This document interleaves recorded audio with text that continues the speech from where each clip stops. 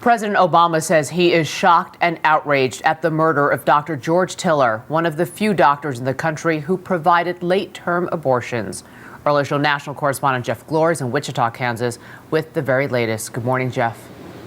Julie, good morning to you. Dr. Tiller had been threatened many times before, even shot once, but those threats usually took place outside his clinic. This happened inside his church. The accused shooter, Scott Roeder, was returned to Wichita late Sunday night after a shooting that shocked a congregation and very quickly the rest of the country. You know, it's just heartbreaking. It's heart-wrenching that something in our community could happen as evil as this in his church. Services had just begun when 67-year-old George Tiller, a doctor in the middle of the abortion debate for 35 years, was gunned down in the church lobby while serving as an usher. My office had been blown up. In 1993, I survived an assassination attempt. Tiller, one of only a handful of doctors in the country performing late-term abortions when the mother's health is at risk, is being remembered by his wife, 4 children, and 10 grandchildren, who called the shooting an unspeakable tragedy. As a vigil was held in Wichita on Sunday night, abortion providers feared a chilling effect. I'm very worried about my fellow abortion providers. I just wish that we could somehow make it so that they will all stay safe. We did speak with the accused shooter, Scott Roeder's ex-wife, yesterday. She said she was not surprised this happened and that she believed Roeder wanted to be a martyr for the cause. Julie? CBS's Jeff Glor. Thanks. Joining us now from Wichita is Dr. Tiller's friend and attorney, Dan Monett. Good morning, sir.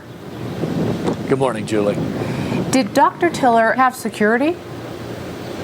He did have security. The clinic itself had extensive security. There were surveillance cameras all around it. It had a high fence around it. There were metal detectors in the doorway of the clinic, and generally there were armed guards on the premises night and day. Do you know if there was anything that happened recently which may have been a precursor to yesterday's tragic shooting? Well, it's hard to tell, but in the month of May, someone scaled the security fence at the clinic, cut all of the wires to the lighting in the parking lot and the surveillance cameras, climbed atop the roof of the clinic, and slit the membrane on the roof so that stormwater would drain into the clinic.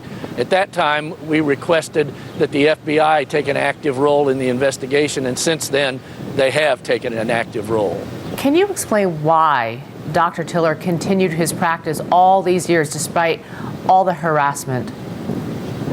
Well, for one thing, he had the support of his wife of 45 years, Jeannie, their 3 daughters and son, who stood behind him 100%. Both Dr. Tiller and his family continually asked the question, if Dr. Tiller is not here to serve a woman's right to choose, who will be here to do it? There are only a handful of late-term abortion providers that remain in the United States and in the world. Most of them have been terrorized and run off by the protesters. How is his family coping? Well, nothing can prepare you for this horror. They're, of course, devastated, and though over the years they've known about the bombings, the shooting, the protest, this is just unimaginable grief to each of them. Please extend our deepest condolences to his family. Dan Monett, attorney and friend of the late Dr. George Tiller. We thank you, sir. Thank you very much. I appreciate that. Thank you.